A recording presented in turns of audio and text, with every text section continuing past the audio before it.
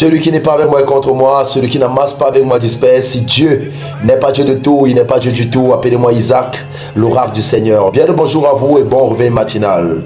Si je suis le premier visage que tu vois lorsque tu te réveilles, souviens-toi d'une seule chose, c'est que le Seigneur a décidé de bénir quelqu'un et c'est toi le réélu du jour. Alors je te prie comme ça de prendre ta Bible et de venir me retrouver sur l'autel de la méditation afin que nous sondons les Écritures ensemble.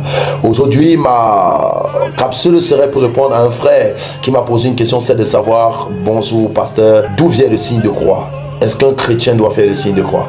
Alors je vais lui répondre clairement en vous disant clairement que c'est dans l'église catholique que la pratique du signe de croix est la plus répandue. Elle est également pratiquée chez les orthodoxes orientaux, également chez les épiscopaliens. Il faudrait que vous sachiez que l'histoire du signe de croix remonte à Tertullien, le père de l'église primitive qui a vécu entre 166 et 222 de notre ère.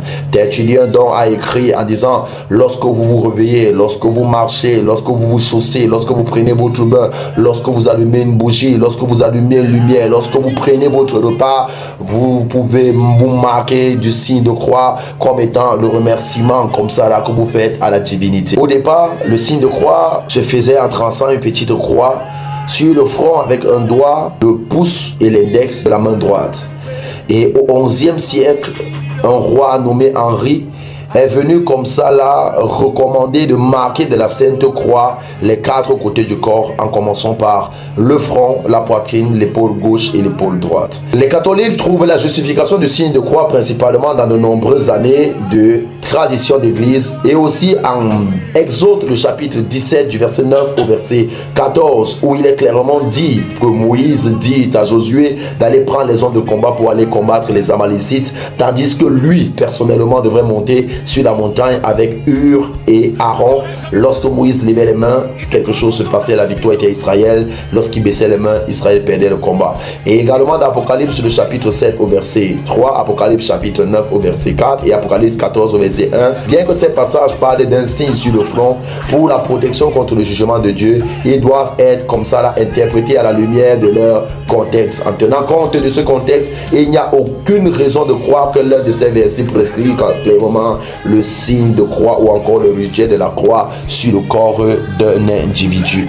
Au VIe siècle, l'un des principaux dogmes de la réforme protestante était la sola scriptura. J'en ferai un enseignement sur ça, selon laquelle toute pratique n'étant pas conforme aux Écritures était rejetée. Les réformateurs anglais ont jugé que le signe de croix devait être laissé à l'appréciation de l'individu, comme il est écrit dans le livre de prière du roi Édouard IV. Se mettre à genoux, faire des signes de croix, lever les mains, frapper la poitrine et d'autres signes peuvent être utilisés ou abandonnés selon la sensibilité de chaque individu. Les protestants considéraient en général ce signe comme une tradition sans fondement dans les Écritures ou même comme de l'idolâtrie.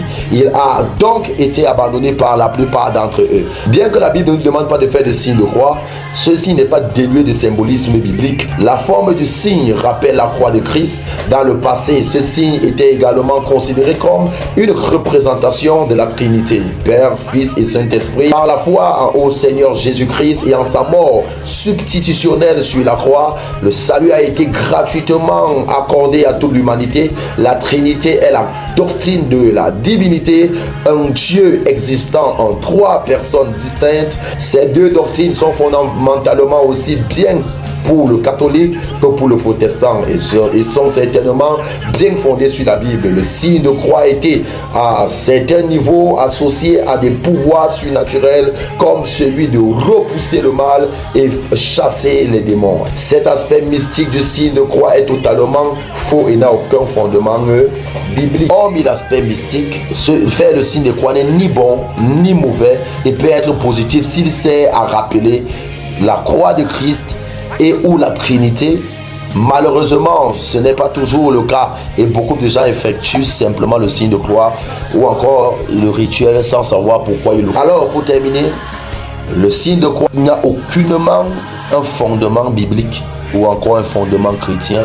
Il n'est pas enseigné par Jésus lui-même, il n'est pas enseigné par Dieu lui-même, alors il n'est pas digne d'être pratiqué. La Bible nous enseigne que nous n'avons pas appris à aller au-delà de ce qu'il est écrit, car nous n'avons pas de puissance contre la vérité, mais nous en avons pour la vérité. Que la paix et la grâce soient avec vous, que le Seigneur vous fasse du bien. Shalom.